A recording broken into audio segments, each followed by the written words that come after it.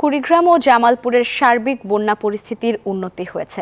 ধরলা ও দুধকুমার নদীর পানি বিপদসীমার নিচে নেমে গেলেও ব্রহ্মপুত্র নদের পানি এখনও বিপদসীমার উপরে অবস্থান করছে।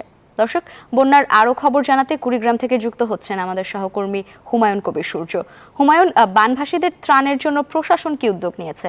হ্যাঁ, আপনি যেটা বলছিলেন, কুড়িগ্রামে কিন্তু পানি কিছুটা কমতে শুরু করেছে।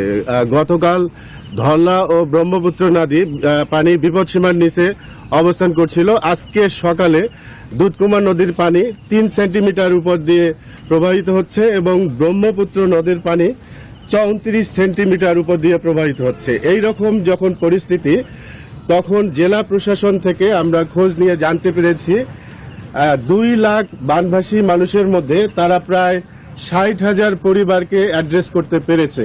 এখনো অনেক মানুষ ত্রাণের বাইরে কিন্তু রয়েছে। সবচেয়ে যারা চরাঞ্চলে রয়েছে, চরাঞ্চলে বিশেষ করে তাদের মূল কৃষি সম্পদ হলো তিল, তিসি, কাউন এবং সবজি। এই 8 দিন ধরে টানা বন্যার কারণে তাদের সমস্ত ফসল কিন্তু বিনষ্ট হয়ে গেছে। এখন তারা তাদের ফসল নিয়ে খুব দুশ্চিন্তায় রয়েছে। এই ছিল আমার কাছে সর্বশেষ। ফিরে যাচ্ছি স্টুডিওতে।